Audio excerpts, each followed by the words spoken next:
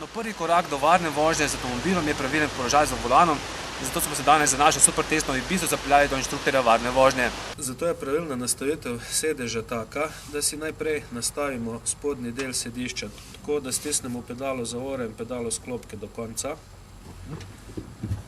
In v tem položaju morajo noge ostati pokrčene. Sicer prva stvar, kar je, se moraš usesti do konca v sedež.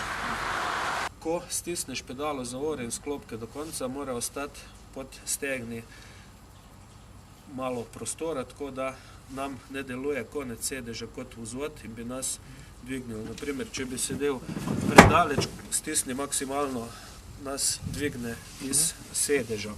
Višina sedeža naj bo taka, recimo problem je pri večjih, da ostane med glavo in streho za eno pest prostora. Naslednja stvar je naslon. Naslon mora biti tako pokončen, da če bi potegnili eno navpičnico sredine glave, se ta navpičnica konča v mojem kolku ali pa v stiščišču sedeža med sediščem in naslonom. Naslednja stvar je volanski obroč. Kot smo že rekli, nastavimo višino tako, da nam ne ovira pogleda. Oddaljenost pa mora biti taka, ko smo maksimalno naslonjeni v sedišče, stegnemo roke, preko volanskega obroča, tako, ja, in volanski obroč mora naše roke v najbolj oddaljeni točki, to je na vrhu volana, prečkati v zapestju. In ko smo si pripravili in ko pravilno primemo volanski obroč, to je 15 do 3, ali pa danes imajo vsi avtomobili prečke na pravem mestu, palce zakljukamo za prečke in objavimo volanski obroč, so naše roke nekje pod kotom 90 stopinj. In v tem položaju lahko maksimalno hitro in tudi pravilno odreagiramo. Saj obidve roke pašeta seveda na volan, ne eno na prestavno ročko ali celo telefon. Ko smo v zimskem času in smo več oblečeni, je potrebno te vetrovke bunde privzdigniti, da varnostni pas nalega direktno na telo.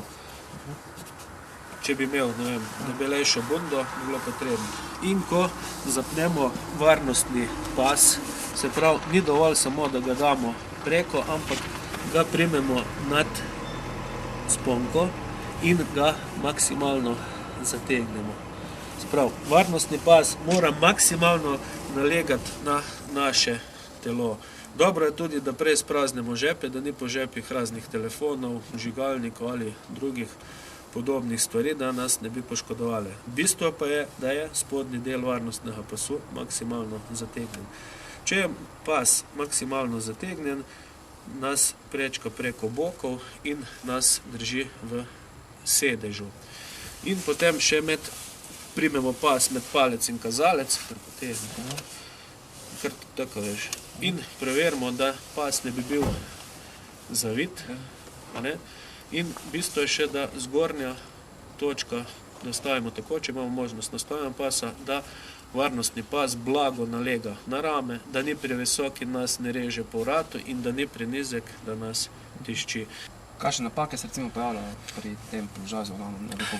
Najpogostejše napake so to, da vsi sedijo predaleč od volana, ker kaj je, najprej, ali pa vsi smo tako napravljeni, da si pripravimo, da imamo občutek, da sedimo udobno. To pa je precej daleč od volanskega obroča, predvsem pa je problem naslon, ki je največkrat preveč poležen, se pravi. Naslon mora biti precej pokončen, da nam nudi sedež maksimalno oporo tudi v hrbtnem delu.